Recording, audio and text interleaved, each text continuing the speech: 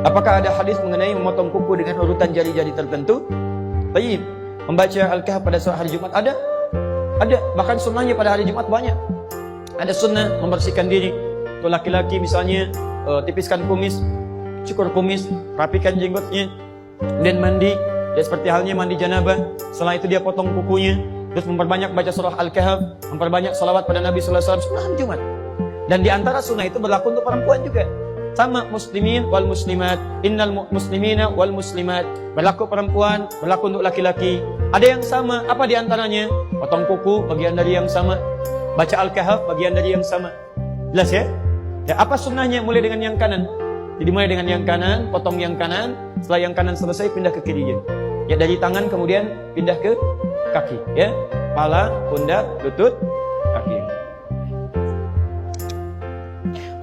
Yang dimaksud membaca surat Al-Kahf, membaca itu punya dua makna di bahasa Arab. Satu sekedar baca, kedua dipahami. Tapi kalau ada redaksi hadis meminta membaca, itu umumnya memahami, pahami. Kalau sekedar baca saja, berarti untuk menunjuk pahalanya saja. Tapi dorongan untuk membaca sebetulnya tujuannya memahami. Ibu kan baca sesuatu supaya bisa paham isinya kan?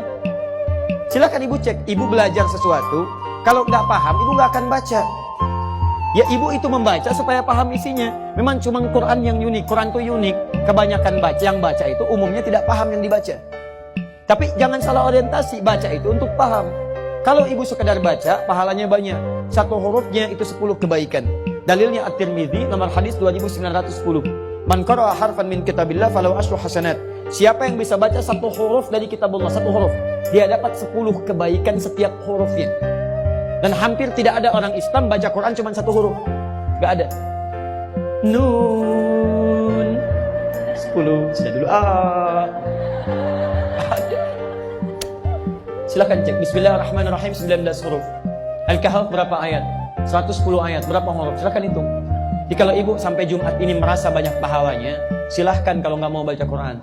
Tapi kalau ibu merasa banyak dosanya, ayo setidaknya banyak-banyak baca Quran. Mudah-mudahan tertutup dengan pahala-pahala kemuliaan. Ayo, siapa yang tidak punya dosa boleh angkat tangan. Boleh silakan. Yang sedikit, yang banyak. Udah saking banyaknya nggak bisa ngangkat kan? Ya sama dengan saya. Kalau merasa banyak dosanya, belum siap surganya, perbanyak amalan. Cari amalan cerdas. Apa amalan cerdas itu? Satu, amalan yang pahalanya bisa mengalir sampai kita meninggal dunia. Disebut dengan sedekah jariyah. Ibu punya uang 50.000. Bagaimana caranya 50.000 awet sampai ke akhirat? Caranya, misal cari amalan cerdas, belikan mushaf, kasih ke penghafal Quran. Begitu dia bacakan, setiap dia baca ibu dapat pahalanya.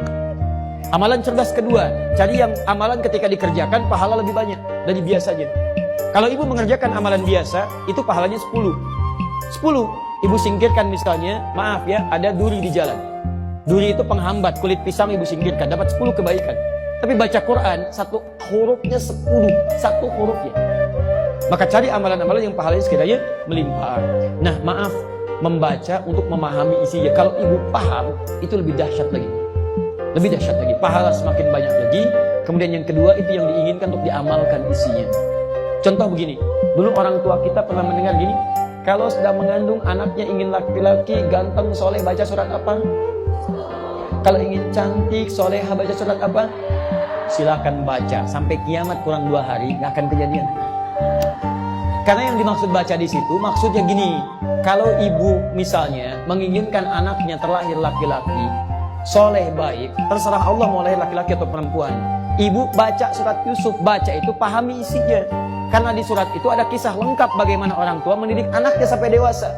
Karirnya bagus, dengan teman-temannya bagus. Nah, saat anaknya lahir, begitu keluar lahir laki-laki misalnya, praktekkan makna ayat tadi. Praktekkan suratnya dalam pendidikan. Bukan cuma dibaca, keluar anak tidak dididik. Gak akan jadi. Silahkan buktikan. Sampai kiamat kurang 2 hari gak akan kejadian. Sehari lagi buat obat.